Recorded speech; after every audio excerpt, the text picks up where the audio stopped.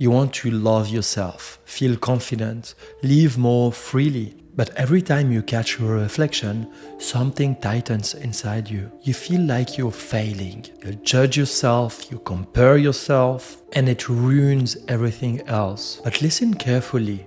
Your body might have nothing to do with this. The real cause might be somewhere else, much deeper. And the only reason I can talk about it today is because I've spent so many years running from my own reflection before realizing that the peace never comes from the mirror. On this video, we're going to explore ideas that no one talks about. And if you stay till the end of this video, you might finally understand where your suffering truly comes from and why nothing you've tried has worked so far. Without more introduction, let's start with chapter number 1.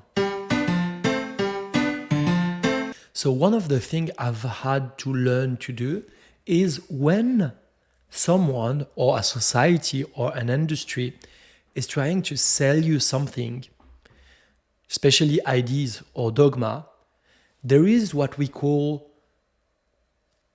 hidden hypotheses. It's hypotheses that are not said upfront and never really questioned by anyone. And I think that's what we have to start with on this video, on this journey, is to see what is the hidden hypothesis behind hating your reflection on the mirror and what our modern culture and the dieting industry try to make us do or think about it. The first hypothesis that no one really questions is that your body is the source of your suffering, because your body is not good enough, is not nice enough, is not fit and lean enough. So you feel fat, you feel bad, you feel ugly because of your body. So the solution is pretty easy, and it's very convenient for the weight loss industry, is that you should change your body. And when you will succeed to change your body, then you finally be in the heaven and be so happy and good about your body. But if you like me, because I've done that, I really spent years going into dieting, changing my body, because I was like, the day I'm gonna look on the mirror and see my dream body, I'm gonna feel so good and so proud of myself. And you know what? I've done it. And you might have too. You might be able to relate to that experience. You know, the first thing is that, yeah, you can obtain some results, as they call it. But what happens is that when you get to that place, you have this like ego boost, this happiness. You're like, yeah, I've done it. I'm proud of myself. You know, you have this, what I call the honeymoon of dieting. But quickly after, what happens is that it's never enough. You're going to be thinking, oh, you know, it's good. But look, when I look into the mirror, I think I still need to lose like 2 or 3 kilos. You know, it's your ideal body going to be always pushed a little bit further. So it's an illusion, and you're constantly trying to follow that illusion that is never, ever enough. And even if you finally touch this place, oh, yeah, that's exactly what I wanted, then you're happy for a few seconds. And then just after, you realize, fuck, all those efforts, all this fighting against my body, all of this, now I need to be very careful because I don't want to lose that body. So I have to maintain it. And then fear, you feel stuck, you feel afraid, you're like, oh my God, how are you gonna do to maintain my results? And then you're even feeling more unsafe and secure, scared than before. And of course, when you do that, because I've done that, that's usually when you start to witness the binge eating appearing, the food compulsion, the eating disorder start to take place. And then you're fucked. Like you're just gonna take that weight back, and then you're gonna come and feed this old story that once more, once again, I felt I'm not enough, blah, blah, blah, blah, blah, blah, blah, blah, blah, blah, blah. So this hypothesis is a scam. your body is not the problem. Your body is not the source, the root of your suffering. In fact, your body is the victim and the consequence. And I will tell you why, I will explain why.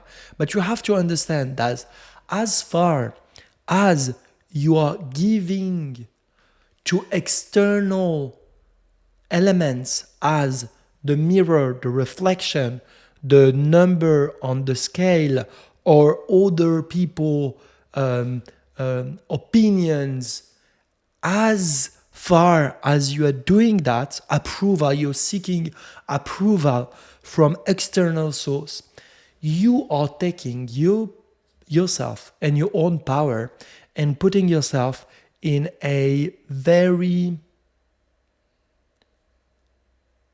precarity. I don't know if this word exists in English, but we say precarity. IDT, precarity. Let me know if it exists. I don't know if it makes sense, but pretty much you are giving up on your emotional identity, safety, value, relying on external thing that doesn't depend on you. And when you do so, then you all the time in insecurity, and you cannot feel good or feel peaceful because you're not in control. You're not sovereign. You're not independent.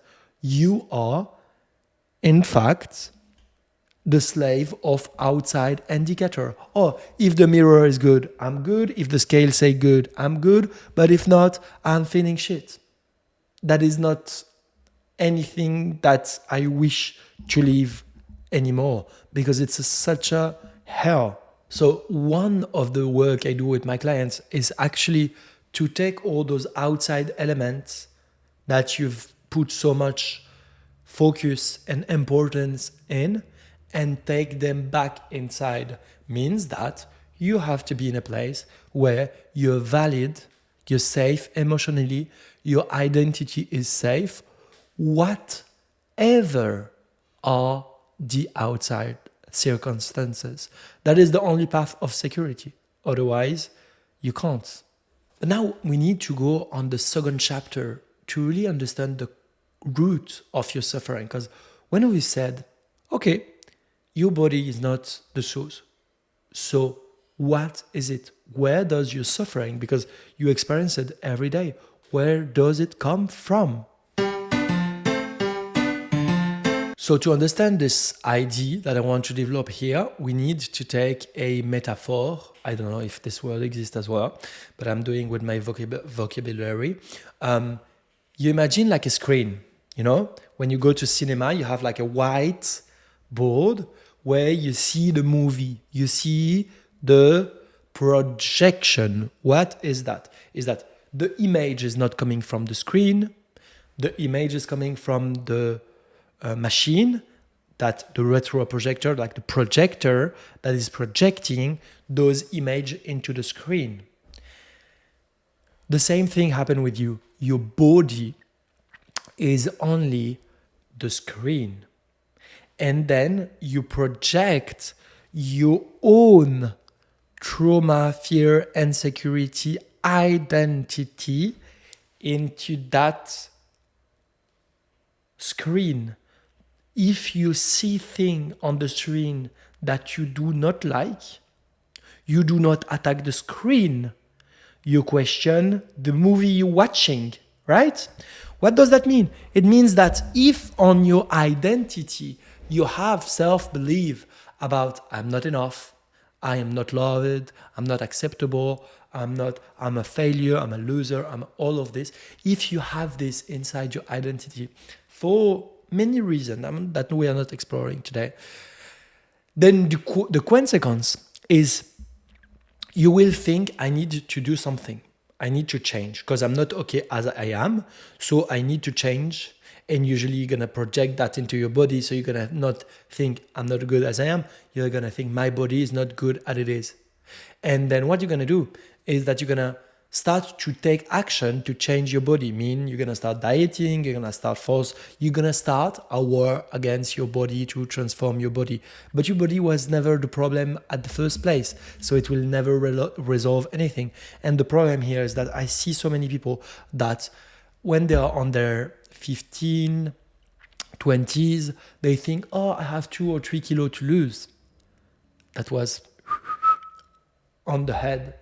And then they start to diet and do all of this. And of course, dieting, as I did explain in many other episodes that you can discover on this channel, dieting on the long run gonna make you gain weight.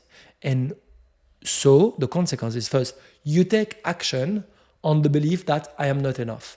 And when you do that by your action, then you nourish, you feed, you reinforce that identity. Because if I was feeling or thinking I'm good enough, I'm loved, I'm valued, I'm safe, I wouldn't think I need to change. I need to do something else. I need to be someone else. I would be peaceful. I would do things that are just right for me and good for me. But I wouldn't think I need to change. And so the more you act on that belief, the more you put action to change your body, the more you are giving to your brain, yes, we are not good enough. And because we're not good enough, we need to do all those efforts to be something else, something better. I don't know if that idea is hitting, but if it's the case, it is very, very important. Why? Because after 5, 10, 15 years, those same person who wanted to lose 2 or 3 kilos don't want to lose 2 or 3 kilos anymore. They want to lose 10 or 15 kilos. Why? Because dieting make them take weight. So the thing here is that what you believe to be will be. So if you think I'm not good enough, I'm fat and ugly, and you take action on this belief, then you reinforce it. And the more you reinforce it, the more you make it happen, the more it becomes true. And then you gain weight. Not because that was your body, but because you had this belief on your identity. So you have to understand that the root cause, it is your identity. It was for me. I was thinking I'm not good enough, so I started to do this war. And then I did develop eating disorder and I gain more weight. And then I have been through that. I'm not talking about it in like a theoretical way. I'm talking about it because I have been into that. And I really, really want you to give you the keys on this channel to move out of that functionment. So to resume everything I've been saying on the second chapter is that everything you're thinking that your body is the problem is simply a projection of your identity and security and trauma. And you're simply playing a scene between you and yourself. And you can see that's, some people like do those like surgery and then they lose a lot of weight, but they feel so depressed. They feel so bad about themselves and they can't even recognize themselves. Why is that?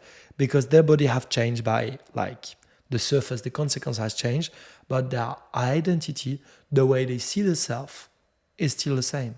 So they're struggling because they're not recognizing themselves.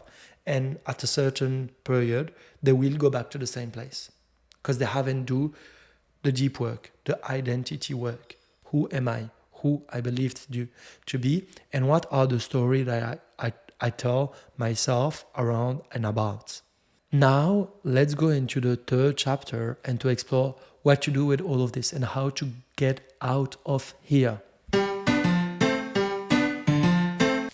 So the first thing we have to talk about is the definition of what it is.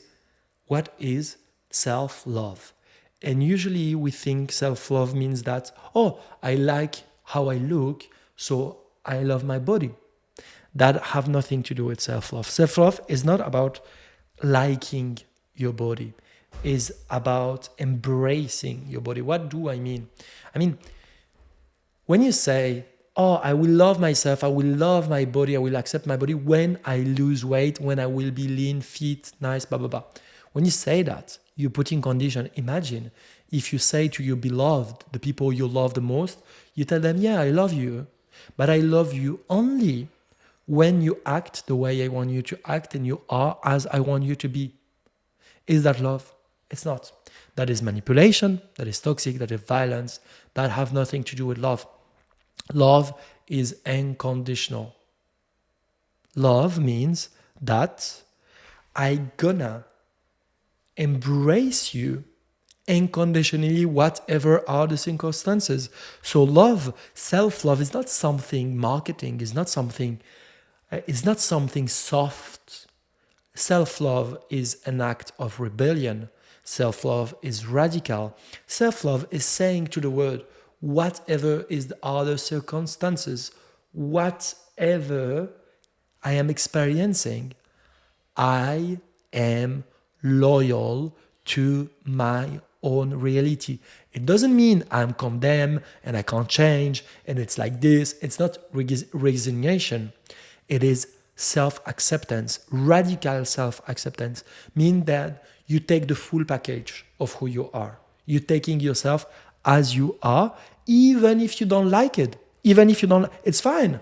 I'm not saying that it doesn't matter. Of course, it's easier to feel good and feel comfortable in a body who is not overweight or in a body where you like the reflection. But you don't need to like your body to love it. Love is unconditional. That is the first thing we have to understand here.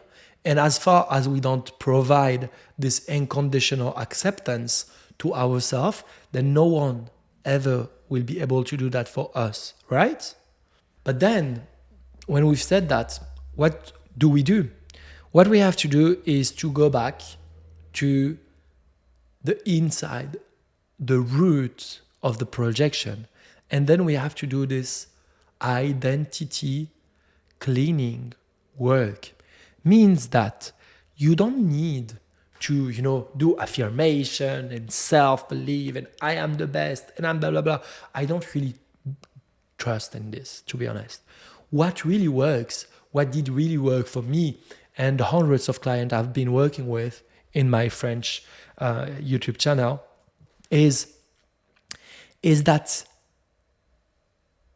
we have to go to do a type of scan of your identity, your belief about yourself, the word order, your mental routine, and then your action. Because everyone is so focused on what do you do? What is the action you've taken? The only take that matters is the action. No, because when you say it's the action, you forget that the action you take are coming from somewhere. So the real question and what really matter is where your action are coming from. That is the real question, where it's coming from. And you can, two different person can take the exact same actions, but from very different place, and they will have very different results. If you're feeling, I'm taking the same action, the same routine, the same diet, the same blah, blah, blah, that people told me to, and it's working so well for them, but it is not working for me. Why is that?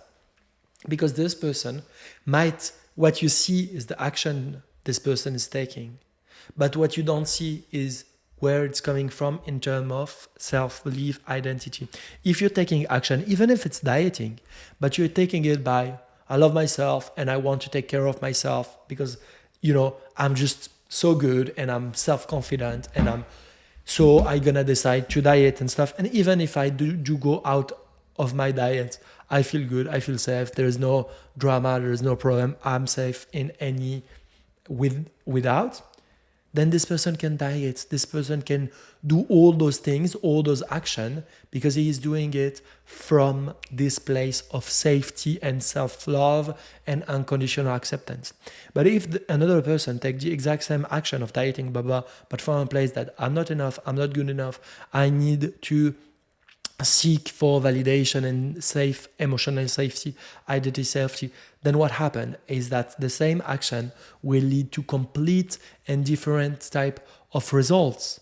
And that's exactly what we need to understand to do the work on where it matters, means what is the belief you have about yourself.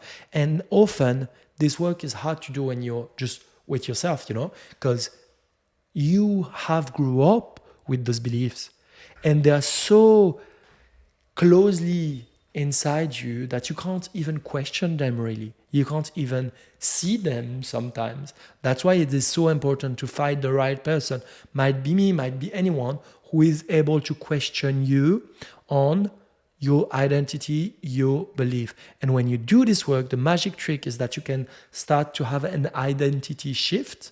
And when you shift, you rewrite your identity.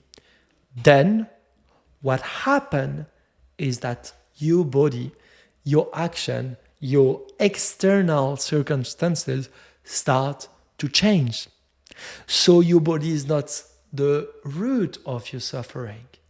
Your body is the expression of your suffering, is the manifestation of your experience. So when I say manifest your body, is from the inside to the outside. Hope all of this made sense. If it's the case, let me know on the comment space. I'm so curious to read you, and I'm very excited to meet you on the next episode. If you did it till here, I think you might really like this episode where I talk about the fear of other people's judgment. And I'm gonna put this video just here so you can go and watch it.